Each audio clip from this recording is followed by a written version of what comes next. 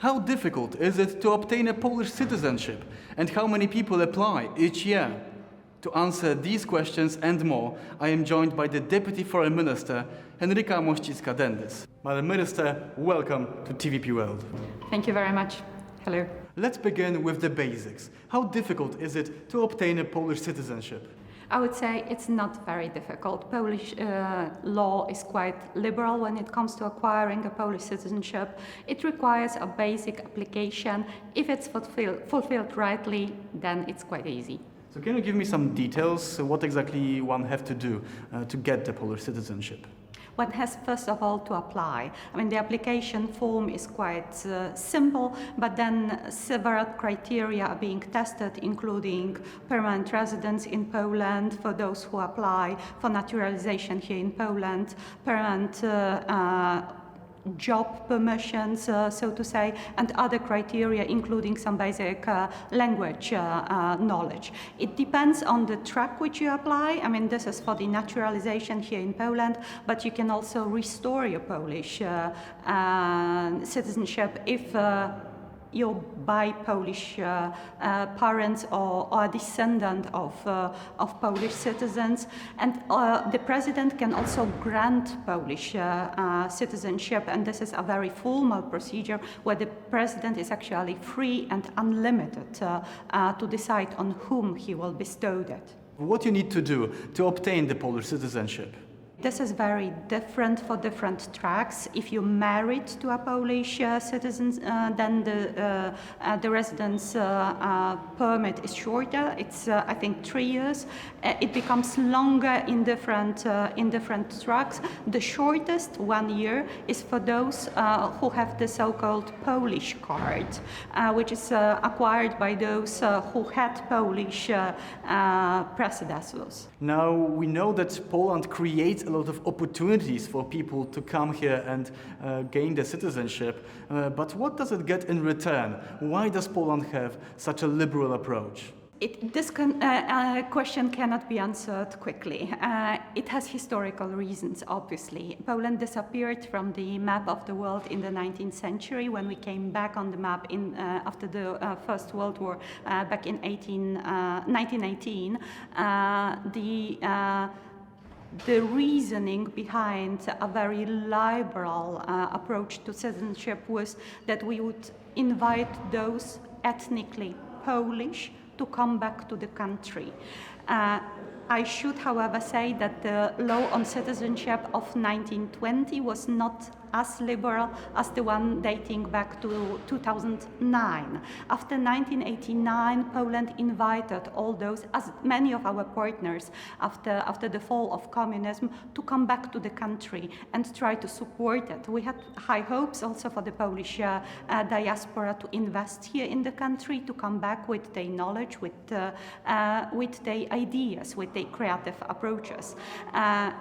The other reason was also that we wanted those who were deprived of the Polish citizenship, mainly for political reasons, historically, be it after 45, be it after 68, be it in other historical moves, to be able to get the citizenship back. So part of our liberal approach is exactly this, let's say, historical perspective. So why does Poland have this liberal approach now? I would say Poland is definitely a success story, as you say, economically.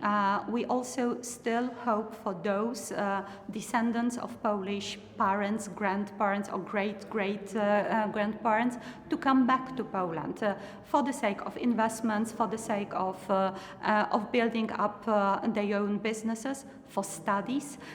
We see a new trend, for example, in Latin America, in countries like Argentina or Brazil, where in the fourth or fifth generation, the youngsters discover their Polish roots and are interested to come to Poland for studies. So these are the opportunities which the Polish citizenship brings with it, and we hope that as the Polish society gets older, that maybe those descendants of Polish citizens would be interested in coming back to the country of their grandparents. Okay, so now we know that Poland creates a lot of opportunities for people of Polish descent, but also others to come to Poland. But what does the country get from it? Why does Poland want them to come back? Does it have any economic advantages? Obviously, economic advantages are very important, but it has also a promotion aspect that we hope that those who reacquire the Polish citizenship or get it granted, that they would simply promote Poland in their respective countries. We also offer opportunities by granting the Polish citizenship. I mentioned the academic track. I think for students it's an easy access to the Polish academia. Now let's talk about numbers. How many people apply for the Polish citizenship? Has it changed maybe because of the pandemic? And what about the ongoing war in Ukraine? The number is consequently rising. Last year, 12,000 foreigners were granted Polish citizenship. One should say they were naturalized in Poland. Our consuls all over the world are also still receiving applications for let's say the restoring of Polish citizenship. This number was also rising consequently till 2019, but then the pandemic changed the perspective, and we're not back yet at the numbers of 2019. As I said, the numbers are consequently rising, at least in the last decade.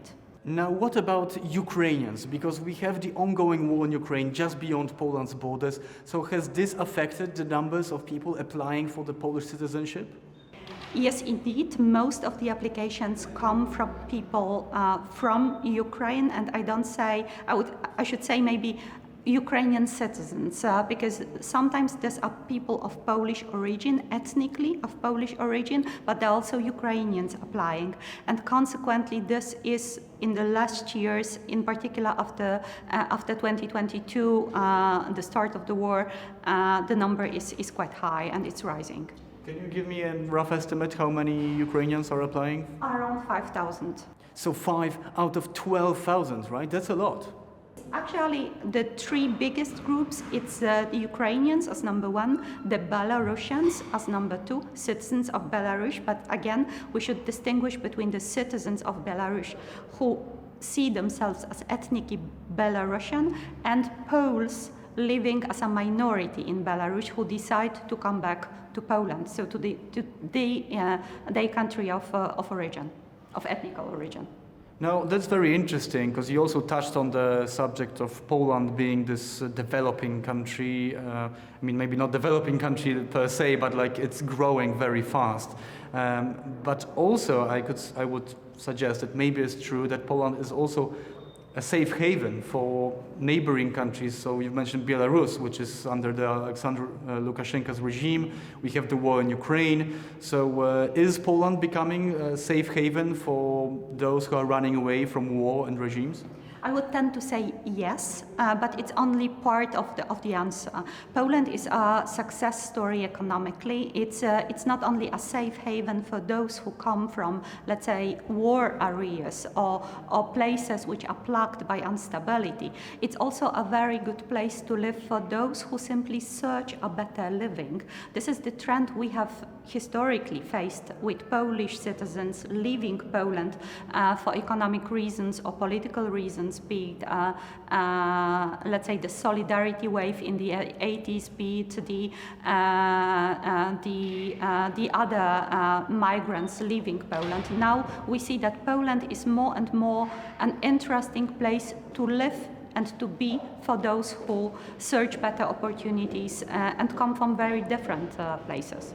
Well, that's great news to hear.